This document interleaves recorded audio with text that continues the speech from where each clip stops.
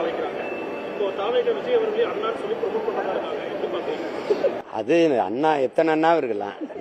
எனக்கு இல்ல கோடிக்கணக்கான அண்ணா இருக்காங்க நிறைய பேர். இப்ப நீங்க அது வருதுல எங்கல்ல வந்து எங்க கட்சியில என்ன எங்களுக்கு முறைன்னா எங்க தலைவர் இருக்காரு பாருங்க. எங்க தலைவர் வந்து எல்லாருமே தம்பின்னு சொல்லுவாங்க.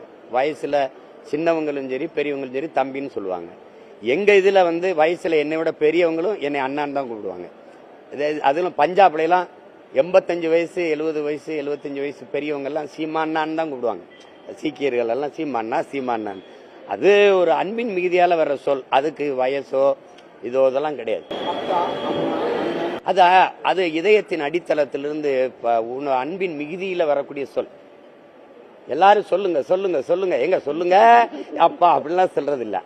ஜெயலலிதா அவர்களே அம்மான்னு இருந்தா நம்ம குலத்துல நம்ம பரம்பரையில பெண்களை சின்ன குழந்தையா இருந்தா தங்கச்சியா தாயே அம்மா அப்படின்னு கூப்பிடுற பழக்கம். அவங்க வரும்போது அவங்கள எடுத்த உடனே யாரும் அம்மான்னு கூப்பிடல, செல்வின்னு தான் அழைச்சாங்க. ஒரு காலகட்டத்தில் அவங்க வயதாக அவங்க பெரியவங்களாக எல்லாரும் அம்மானு பாசத்துல கூப்பிடுறது அதாயிருச்சு. இப்போ அதை போய் அதே மாதிரி சொல்லிட்டு இருக்க வேண்டியதில்லை.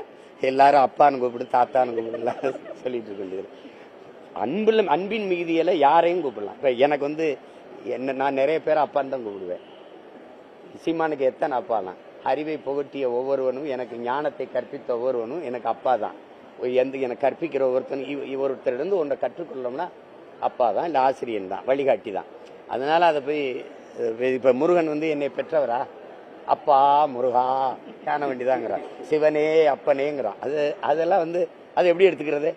பாசத்துல ஒரு பக்தியினுடைய ஈடுபாட்டின் மிகுதியில வருகிற சொல். அதை போய் சொல்லிட்டு வேண்டியது.